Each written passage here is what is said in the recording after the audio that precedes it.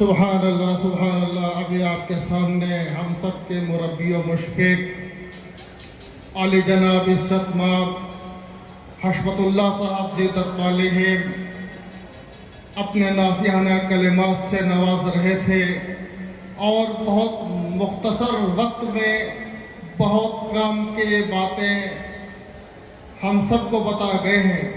آئیے اس ناصحانہ کلمات کے بعد میں آج کے جو مقرر خصوصی اور مہمان خصوصی حضرت مولانا ابن عباس امیر جماعت بارابنکی جو ہمارے درمیان میں تشریف فرما ہے، بلا کسی تمہید و تاخیر کے حضرت مولانا سے میں گزارش کر رہا ہوں کہ آپ تشریف لائیں اور اپنے مواعظ حسنہ سے ہم سب کو مستفید فرمائیں۔ حضرت مولانا سید ابن عباس صاحب زیدت علیہم امیر جماعت بارابنکی۔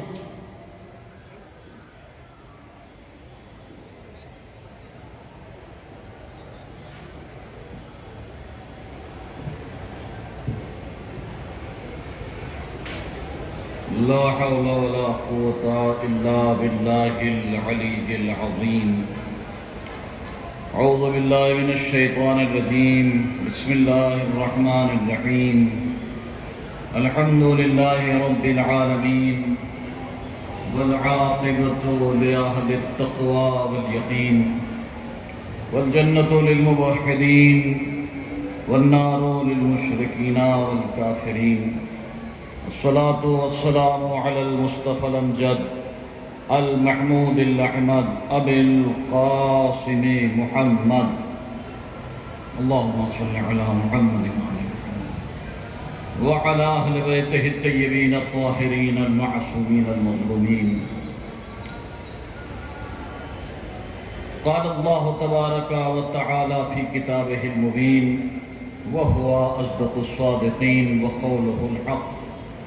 بسم الله الرحمن الرحيم. هو الذي بعث في الأميين رسولا منهم يتلو عليهم آياته ويزكيهم ويعلمهم الكتاب والحكمة وإن كانوا من قبل لفي ضلال مبين.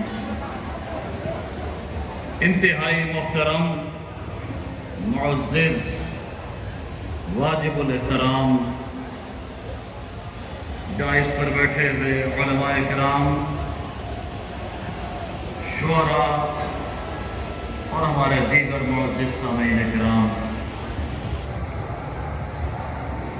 سیرت النبی کے جلسے، اس جلسے کی مختصر سی گفتگو کے لیے میں نے سورہ مبارکہ جمعہ کی آیہ مبارکہ کے حصے کو بطور سرنامہ بیان پیش کرنے کی سعادت حاصل کی ہے۔ ارشاد ہو رہا ہے وہ خدا وہی ہے کہ جس نے امیین میں ایک رسول بھیجا۔ اب کیوں بھیجا؟ مقصد کیا ہے؟ سبب کیا ہے؟ وجہ کیا ہے؟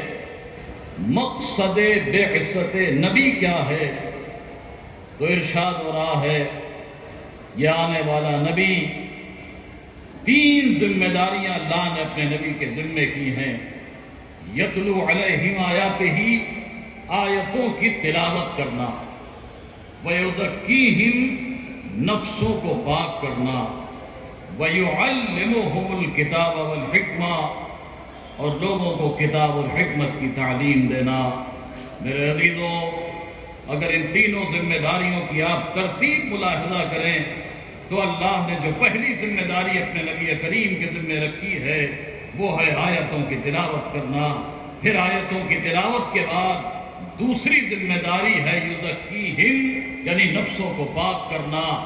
آیتوں کی تلاوت کے بعد نفسوں کی پاکیزگی کا اعلان، اور نفسوں کی پاکیزگی سے پہلے آیتوں کی تلاوت کا ذکر، یہ اس بات کی دلیل ہے کہ یہ قرآن فقط قرآن پاک ہم زبان سے نہیں کہتے ہیں، بلکہ یہ اتنی پاکیزہ کتاب ہے کہ اس کی آیتوں کو پڑھ پڑھ کر نبی لوگوں کے نفسوں کو پاک کیا کرتے، اور پھر اس کے بعد وَيُعَلِّمُهُمُ الْكِتَابَ وَالْحِكْمَةَ کی کتاب اور حکمت کی تعلیم کا ذکر اس بات کی دلیل ہے کہ اس کتاب حکمت میں لکھی ہوئی حکمت کی باتیں اس وقت تک انسان کے لیے فائدہ مند نہیں ہو سکتی جب تک کہ نفسوں کو گناہوں سے پاک نہ کر لیا جائے۔ تو میرے عزیزوں، اللہ نے اپنے نبی کے ذمہ 3 ذمہ داریاں کی، اور میرے نبی کا کمال یہ ہے کہ اللہ نے میرے نبی کے نور کو خلق کیا سب سے پہلے۔ خود میرا نبی ارشاد فرماتا ہے اول ما خلق اللہ نوری، اللہ نے سب سے پہلے میرے نور کو خلق کیا، یعنی خلق کیا سب سے پہلے، لیکن مصلحت پروردگار یہ ہے کہ بھیجا سب سے آخر میں 1,24,000 انبیاء کے آخری نبی، اور آخری سلسلے کی آخری کڑی کو ہمارے نبی کا نام دیا جاتا ہے۔ یہ نبی وہ عظیم المرتبت نبی ہے۔ میرے عزیزوں، میرے نبی کا کمال یہ ہے، یہ نقش اول بھی ہے، یہ قلم اول بھی ہے، یہ عقل اول بھی ہے۔ میرے نبی کا کمال یہ ہے کہ اگر میرا نبی بولے تو کبھی آیت بن جائے، کبھی حدیث بن جائے، کبھی آیت بن جائے، عمل کرے تو کبھی سنت بن جائے، کبھی شریعت بن جائے۔ میرے نبی کا کمال یہ ہے۔ اب میرے عزیزوں، جب سیرت نبی کی بات آتی ہے اور اوراق تاریخ پر ہم اپنے نبی کی سیرت کو پڑھنا شروع کرتے ہیں تو سنہ کام الفیل میں آفتاب نبوت مکے کے افق پر جلوہ افروز ہوا، لیکن اب جو ہم تاریخ کا مطالعہ کرتے ہیں تو ہم تاریخ کے اوراق پر یہ دیکھتے ہیں کہ پیدائش سے لے کر 40 سال تک اللہ کا نبی بالکل خاموش ہے۔ کوئی تبلیغ نہیں، کوئی اللہ کا پیغام نہیں، اپنی نبوت کا تذکرہ نہیں، اللہ کی وحدانیت کا پیغام نہیں، نہ ذکر نماز، نہ ذکر روزہ، نہ ذکر حج، نہ ذکر جہاد، نہ حقوق کی باتیں، نہ اللہ کا پیغام، نہ قرآن کی آیتیں۔ 40 سال تک اللہ کا نبی مکمل خاموش رہا۔ میرے عزیزوں، کبھی کبھی ذہنوں میں یہ سوال ابھرتا ہے کہ فقط 23 سال کی مختصر سی تبلیغ کا معجزہ یہ ہے کہ آج کائنات کے گوشے گوشے میں اسلام کا ڈنکا بج رہا ہے۔ کیا اچھا ہوتا کہ نبی کریم اپنے اس 23 سال کے مختصر سے تبلیغی زمانے میں 10 20 15 20 سال 25 سال اور شامل کر لیتے تو شاید آج پوری دنیا میں اسلام کے علاوہ کسی اور دین کا نام نہ ہوتا۔ نبی کریم 20 سال کی عمر میں اعلان رسالت کر دیتے، 25 سال کی عمر میں، 30 سال کی عمر میں، لیکن وجہ کیا ہے کہ 40 سال تک اللہ کا نبی مکمل خاموش رہا، اور 40 سال کے بعد اعلان اسلام ہوا۔ ہاں، ان 40 سالوں میں نبی نے کیا کیا؟ اسلام کی تبلیغ نہیں کی، اللہ کی وحدانیت کا پیغام نہیں دیا، اپنی رسالت کا کلمہ نہیں پڑھوایا۔ ہاں، اپنی صداقت اور اپنے کردار کا کلمہ پڑھوایا۔ ہم نے اوراق تاریخ والی جو منظر دیکھا ہے، تاریخ کے اوراق کا واقعہ ملتا ہے کہ نبی کریم نے کچھ لوگوں کو اکٹھا کر کے آواز دی، دیکھو وہ سامنے پہاڑی ہے، اگر میں تم سے کہوں کہ پہاڑی کے اس پار کچھ لشکر ہے تو کیا تم یقین کر لو گے؟ سب ایک زبان کو ہو کے کہتے ہیں اے عبداللہ کے بیٹے، یقیناً ہم یقین کر لیں گے۔ میرا نبی کہتا ہے تم پہاڑی کے اس پار جا کر دیکھو تو تمہیں لشکر تو کیا ایک سپاہی بھی نظر نہ آئے، تب تم کیا کہو گے؟ مجمع ایک زبان ہو کے کہتا ہے اے عبداللہ کے بیٹے، ہم یہ تو کہہ سکتے ہیں کہ ہماری آنکھیں اندھی ہو گئی ہیں، مگر ہم یہ نہیں کہہ سکتے کہ آپ غلط کہہ رہے ہیں۔ اللہ اکبر! یعنی اپنی صداقت کا ایسا کلمہ پڑھوایا کہ لوگ اس پر آمادہ ہیں کہ اپنی آنکھوں کو اندھا مان لیں، لیکن اس پر آمادہ نہیں ہے کہ نبی کریم غلط کہہ رہے ہیں۔ 40 سال تک اللہ کا نبی خاموش رہا، بس اپنے کردار کا کلمہ، اپنی صفات کا کلمہ، اپنی صداقت کا کلمہ۔ کیوں؟ میرے عزیزوں، کبھی آپ نے سوچا سبب کیا ہے کہ 40 سال تک اللہ کا نبی خاموش رہا؟ اگر اس حکمت کو سمجھنا ہے تو ذرا سا یوں سمجھیے، مثلاً ایک خطہ زمین ہو کہ جس پر عرصہ دراز سے بارش نہ ہوئی ہو، سورج کی تند و تیز شعاؤں نے اس زمین کو بنجر بنا دیا ہو، وہ زمین تپ رہی ہو، وہ زمین سلگ رہی ہو، وہ زمین کھنکھڑ ہو چکی ہو، وہ زمین خشک ہو چکی ہو، وہ زمین بنجر ہو چکی ہو، اب ایسے عالم میں اگر آپ چاہیں کہ اناج کے چند دانے اس زمین پر بکھیر دیں تو میرے عزیزو مجھے بتائیں کیا کائنات کا کوئی عقل و خرد رکھنے والا یہ کہے گا کہ سوکھی بھی بنجر زمین پر، تپتی بھی زمین پر بکھرے ہوئے اناج کے دانے فصل میں تبدیل ہوں گے، یہاں غلہ پیدا ہوگا، یہاں اناج پیدا ہوگا؟ نہیں، ہر عقل والا کہے گا یہ جانے جل کر راکھ تو ہو جائیں گے لیکن اس سے فصل کا پیدا ہونا ممکن نہیں ہے۔ ہم نے کہا پھر ہونا کیا چاہیے؟ کہا ایک ہی صورت ہے کہ اس تپتی ہوئی بنجر زمین پر عرصہ دراز تک ٹھنڈے پانی کے دھارے بہائے جائیں، بارش زمین کو نرم کر دے، اس زمین کو اس لائق بنا دے کہ جب اس میں اناج کے دانے ڈالے جائیں تو پھر فصل بھی پیدا ہو جائے، غلہ بھی پیدا ہو جائے۔ میرے عزیزو، اللہ کا نبی خاموش کیوں رہا 40 سال تک؟ اور 40 سال کے بعد اعلان اسلام کیوں کیا؟ 40 سال تک اللہ کے نبی نے عرب کی جہالت اور گمراہی میں تپتی ہوئی زمین پر اپنے کردار کے ٹھنڈے پانی کی بارش کی۔ جب وہ زمین اس لائق ہو گئی تو اسلام کا بیج ڈالا گیا۔ درود پڑھیں اور محمد۔ جب وہ زمین اس لائق ہو گئی تو پھر اس میں اسلام کا بیج ڈالا گیا۔ آج دنیا اسلام پر اعتراض کرتی ہے کہ اسلام تلوار کے زور سے پھیلا ہے، اسلام جبر سے پھیلا ہے، اسلام زبردستی سے پھیلا ہے، اسلام طاقت سے پھیلا ہے، اسلام خوریبی سے پھیلا ہے۔ جھوٹ بولتا ہے زمانہ کہ اسلام تلوار سے پھیلا ہے، اسلام جبر سے پھیلا ہے، اسلام زبردستی سے پھیلا ہے۔ اسلام جبر سے نہیں پھیلا، اسلام طاقت سے نہیں پھیلا، اسلام تلوار سے نہیں پھیلا ہے، اسلام نبی کریم کے کردار سے پھیلا۔ اسلام نبی کے کردار سے پھیلا ہے اور دعویٰ بے دلیل قابل قبول نہیں ہے۔ اگر میں دعویٰ کر رہا ہوں اس مجمع کو مخاطب کرتے ہوئے تو پھر دعوے کے لیے دلیل چاہیے۔ دلیل کیا ہے؟ کہ اسلام کے تلوار سے نہیں پھیلا، اسلام کردار سے پھیلا ہے، اسلام اخلاق سے پھیلا ہے، اسلام محبت سے پھیلا ہے۔ آپ مجھے بتائیں، علماء تشریف فرمائیں، آپ ان سے پوچھیں تبلیغ اسلام کا وہ پہلا مرحلہ جب نبی کریم کو کھلی ہوئی تبلیغ کا حکم ملا، وہ مرحلہ کیا ہے؟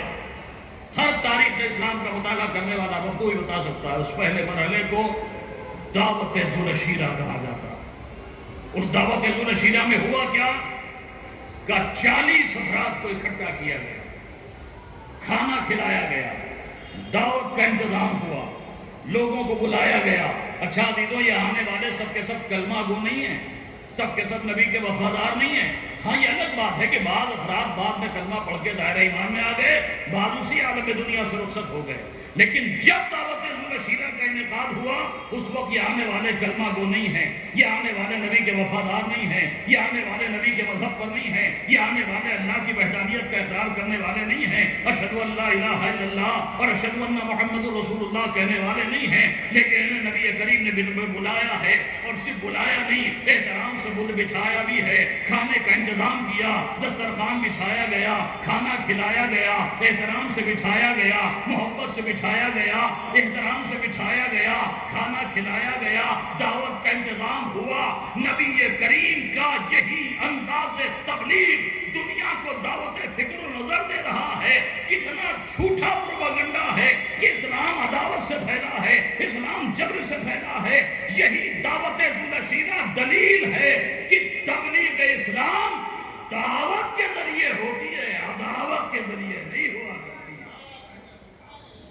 تبلیغ اسلام اگر سیرت نبی کے آئینے میں دیکھو تو تبلیغ دعوت کے ذریعے ہوتی ہے، عداوت کے ذریعے نہیں ہوتی۔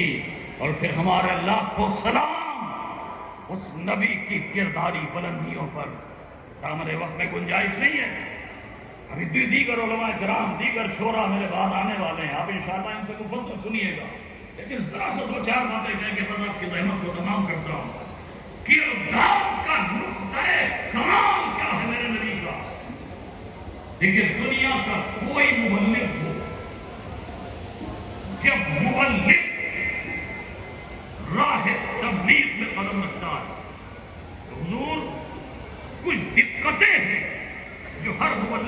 سامنے آتی ہیں حضرت مولانا میری تعریف فرمائیں گے، اس لیے کہ بہرحال ہم سب کا تعلق ایک ہی صنف سے ہے۔ جب ہمارے جیسے افراد تبلیغ کے میدان میں قدم رکھتے ہیں تو عزیزوں دنیا کے ہر مبلغ کے سامنے کچھ دقتیں آتی ہیں۔ پہلی دقت، دنیا کا ہر مبلغ وطن سے باہر بہت کامیاب ہوتا ہے، لیکن اگر کردار میں ذرا بھی جھول ہوا تو جناب وطن کے اندر تبلیغ بہت مشکل ہو جاتی ہے۔ کیوں؟ مولانا موصوف وطن کے باہر گئے جہاں پہلی بار لوگ دیکھ رہے ہیں، بڑے دھڑلے سے تبلیغ کی، نماز پڑھنا واجب، چھوڑنا حرام۔ لوگوں نے سن بھی لیا، عمل کرنے کے تیار ہو گئے۔ کیوں؟ قبلہ فرما رہے ہیں، مولانا فرما رہے ہیں، حضرت فرما رہے ہیں۔ لیکن یہی بات وطن کے اندر کہی اگر کردار میں ذرا بھی جھول ہے تو ایک مرتبہ لوگوں نے اوپر رومال رکھ کے مسکرانا شروع کیا۔ ہمیں بتانے چلے، ہمیں نہیں پتا خود کئی بجے سو کے اٹھتے ہیں اور ہمیں بتا رہے ہیں کہ نماز چھوڑنا حرام ہے۔ تو صاحب اگر کردار میں ذرا بھی جھول ہے، باہر گئے، کسی کے مال پہ قبضہ کرنا حرام، رزق حلال حاصل کرنا ضروری، لوگوں نے سن بھی لیا، عمل بھی کر لیا۔ لیکن یہی بات وطن میں کہی اگر کہیں پر ذرا سی بھی گڑبڑی ہے تو فوراً لوگوں نے اشارہ کرنا شروع کر دیا۔ اس کھیت کے بارے میں کیا خیال ہے؟ کتنا آپ کے لیے وہ جائز ہے جو آپ کے پاس ہے، آپ کے قبضے میں؟ یعنی کردار میں ذرا بھی جھول ہے تو وطن کے اندر تبلیغ بہت مشکل ہے، وطن کے باہر آسان ہے۔ اچھا وطن میں بھی اپنے خاندان کے باہر آسان ہے، لیکن خاندان والوں کو سمجھانا بہت مشکل ہے۔ اس لیے کہ جیسے ہی کوئی مبلغ آگے بڑھا 2 4 10 8 سال 10 سال مدرسوں میں پڑھنے کے بعد ادھر تبلیغ کرنے کے لیے آیا اور اپنے خاندان کے درمیان جیسے ہی سمجھانا شروع کیا، اچھا تو اب ان کا مقصد ہم سب کا لیڈر بننا ہے، جس خاندان سے یہ ہیں اسی سے ہم بھی ہیں، ایک ہی خاندان کے، اور ہمیں سمجھانے چلیں گے، لیڈر بننا چاہتے ہیں، یہ خاندان میں سب سے اوپر جانا چاہتے ہیں۔ آسان نہیں ہوتا ہے سمجھانا۔ اچھا خاندان میں بھی چھوٹوں کو سمجھانا آسان ہوتا ہے، لیکن صاحب بڑوں کو سمجھانا، ادھر مبلغ تبلیغ کرنے کے لیے کھڑا ہوا، 8 سال مدرسے میں پڑھ کے فارغ ہو کے آئے، اب جو تقریر کرنے سے کھڑے ہوئے، ایک چچا ادھر بیٹھے ہیں، ایک دادا ادھر بیٹھے ہیں، ایک نانا ادھر بیٹھے ہیں، ایک بڑے بھائی ادھر بیٹھے ہیں، جیسے ہی انہوں نے تبلیغ کرنا شروع کی، اچھا تو ہمارے سامنے کھیل کے بڑے ہونے والے ہیں، اتنے قابل ہو گئے کہ ہمیں سمجھانے چلے، ہمارے سامنے ہماری آگوش میں کھیلنے والے آج ہم پر اعتراض کر رہے ہیں۔ تو عزیزوں یہ ساری دقتیں جو دنیا کے ہر مبلغ کے سامنے ہوتی ہیں، لیکن میری جانیں قربان ہو جائیں، نبی کی کردار کی بلندیوں پر کھلی ہوئی تبلیغ کی شروعات ہوئی تو وطن سے باہر نہیں ہو رہی ہے، وطن کے اندر ہو رہی ہے۔ دعوت ذو رشیدہ وطن میں ہے، دعوت ذو رشیدہ میں آنے والے ہر مبلغ کے لیے خاندان سے باہر آسان، خاندان کے اندر مشکل، لیکن یہ دعوت ذو رشیدہ میں آنے والے سب کے سب خاندان عبد المطلب سے ہیں، سب کے سب نبی کے رشتے دار ہیں، سب کے سب نبی کے خاندان سے ہیں۔ اچھا اس خاندان والوں میں بھی نبی کے لیے تبلیغ کرنا کتنا مشکل ہے، اس لیے کہ چھوٹوں کو سمجھانا آسان ہوتا ہے، بڑوں کو سمجھانا مشکل ہے۔ یہاں انگلیوں پر گننے بھر کے 1-2 افراد کے علاوہ سب کے سب تقریباً نبی سے بڑے ہیں، لیکن کہیں سے تبلیغ کی شروعات ہوتی ہے، وطن سے تبلیغ، خاندان سے تبلیغ، اپنے سے بڑوں سے تبلیغ۔ یہ میرے نبی کے کردار کا معجزہ نہیں تو اور کیا ہے کہ دنیا کا ہر مبلغ جن منزلوں پر جا کے فیل ہو جائے، نبی کریم اسی راہ پر چل کر کامیابیوں کی منزلیں معراج ہوتا ہے۔ درود پڑھ دیں اور محمد میرے عزیزوں، یہ نبی کریم کے کردار کا معجزہ نہیں، بس ختم کر رہا ہوں۔ جو وقت مجھے دیا گیا تھا وہ تقریباً ختم ہو رہا ہے، مجھ سے کہا گیا تھا 15 سے 20 منٹ اور تقریباً 20 منٹ ہونے والے ہیں، لہذا بس جلدی جلدی اپنی منزلوں کو آگے بڑھا رہا ہوں، ختم کر رہا ہوں۔ اسلام تلوار سے نہیں پھیلا، اسلام نبی کے کردار سے پھیلا ہے۔ بہت واقعات کا سنا ہے، حذیفہ جو ہر روز نبی پر کوڑا پھینکتی ہے، ہر روز گھر سے گزر ہو رہا ہے، ان میں سے کوئی ہوتا 1 دن 2 دن 3 دن، بس اب اس سے زیادہ برداشت نہیں ہو سکتا، بس بہت ہو گیا، اتنی گستاخی۔ میرے نہ بولنے کا مطلب یہ ہے کہ کمزور سمجھ رکھا ہے، چوتھے دن آستینے چڑھ جاتے، بہت ہو گیا، اب اس سے زیادہ برداشت نہیں ہوگا۔ لیکن یہاں عالم یہ ہے روز اسی راستے سے گزر رہے ہیں، روز ضعیفہ کوڑا ڈال رہی ہے، روز گستاخی ہو رہی ہے، نبی خاموش ہے۔ اچھا عزیزوں، ہم میں سے کوئی ہوتا بہت نیک مثلا، بہت شریف النفس، بہت زیادہ امن پسند، ٹھیک ہے لڑائی نہیں کریں گے، ٹھیک ہے جھگڑا نہیں کریں گے، ٹھیک ہے ہم انتقام نہیں لیں گے، چلو ہم یہ راستہ ہی چھوڑ دیتے ہیں، ہم آج سے دوسرے راستے سے جائیں گے، یہ راستہ ہی چھوڑ دیتے ہیں، ہم اس راستے سے جائیں گے نہیں جس پر گستاخی ہو رہی ہے، ہم اپنی راہ بدل لیں گے، ہم اپنا راستہ بدل دیں گے۔ لیکن میرے عزیزوں، وہ اپنا راستہ کیا بدلے جو بھٹکے ہوں کو راہ پر لگانے، لہذا ہر روز اسی راستے سے گزر ہو رہا ہے، وہی گستاخی، وہی کوڑا، وہی ضعیفہ۔ ایک دن نبی کریم گزرے، آج ضعیفہ نہیں ہے، آج کوڑا نہیں ہے، آج گستاخی نہیں ہے، لوگوں سے سوال ہوا کہاں گئی ضعیفہ؟ آیا نبی خدا بیمار ہے۔ اچھا بیمار ہے، چلو اصحاب کو ساتھ لیا، چلتے ہیں عیادت کرنے کے لیے، دروازے میں پہنچے، جب کوئی بات کیا کون؟ مسلمانوں کا نبی۔ لیکن مزاج بشر یہ ہے کہ ہر انسان دوسرے کو اپنے مزاج کے مطابق تولتا ہے، لہذا جیسے اس کے کانوں میں آواز گئی مسلمانوں کا نبی اپنے مزاج کے تحت تول رہی تھی نا، نبی کو اپنا جیسا سمجھ رہی تھی، ایک مرتبہ اندر سے آواز دی اب آئے ہو جب اٹھنے کے قابل نہیں، نبی کریم کہتے نہیں ضعیفہ، میں تجھ سے انتقام لینے نہیں آیا ہوں، میں تجھ سے بدلہ لینے نہیں آیا ہوں، میں تجھ پر ظلم کرنے نہیں آیا ہوں، میں تو تیری مزاج پرسی کرنے آیا ہوں، میں تو تیری عیادت کرنے آیا ہوں، میں تو تیرا حال چال لینے آیا ہوں۔ ذہن ضعیفہ کو جھٹکا لگا، میں اسے اپنا جیسا سمجھ رہی تھی، اس کا مطلب یہ ہم سے بہت بلند ہے، یہ ہم سے بہت برتر ہے، یہ ہم سے بہت بہتر ہے۔ ایک مرتبہ آواز دیتی مسلمانوں کے نبی کلمہ بعد میں پڑھائیے، پہلے میری عیادت بعد میں کیجیے گا، پہلے مجھے کلمہ پڑھا دیجیے۔ آپ مجھے انصاف سے بتائیں، لوگ کہتے ہیں اسلام تلوار سے پھیلا ہے، اسلام جبر سے پھیلا ہے، اسلام زبردستی سے پھیلا ہے، دنیا مجھے بتائے کہاں تلوار چلی ہے، کہاں خون بہا ہے، کہاں سر کٹا ہے، کہاں شہرت میں جدائی ہوئی ہے۔ ہاں ہم نے اوراق تاریخ پر یہ حسین منظر ضرور دیکھا ہے کہ اخلاق نبی کی تلوار تھی جو چل رہی تھی، شہرگے جہالت کٹ رہی تھی، بے دینی کا خون بہ رہا تھا، شجر دین پھل پھول رہا۔ درود پڑھیں ور محمد و آل محمد۔ تو میرے عزیزوں، اسلام نبی کے کردار سے پھیلا ہے، اسلام ظلم سے نہیں پھیلا ہے۔ آج 1400 سال کے بعد اس سیرت نبی کے جلسے میں مجھے کہنے میں کوئی ہچکچاہٹ نہیں ہے کہ آج بڑے پراشوب دور سے ہم گزر رہے ہیں، دنیا کے حالات آپ کے سامنے ہیں، دشمن ہر طرف ہماری طاق میں ہے۔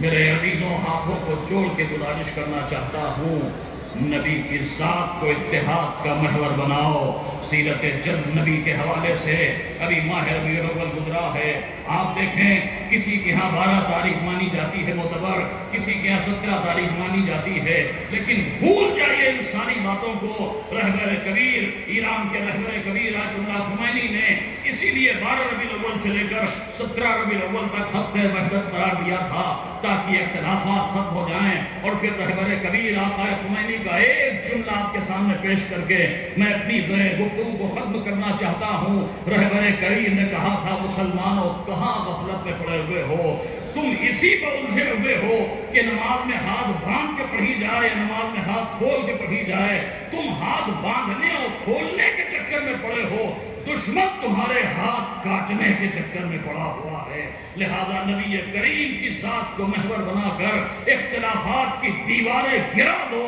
ہمارا نبی ایک ہے، ہمارا رسول ایک ہے، ہمارا خدا ایک ہے، ہمارا قرآن ایک ہے، ہمارا کعبہ ایک ہے۔ نبی کی ذات کو محور بنا کر شیعہ، سنی، دیوبندی، وہابی، بریلوی، یہ جتنے فرقوں کی دیواریں ہیں انہیں گرا کر اتحاد کی رستی کو مضبوطی سے پکڑ لو تاکہ دنیا میں بھی کامیابیاں قدم چومے، آخرت میں بھی کامیابی تمہارا ہو۔ وآخر دعوانا ان الحمد للہ رب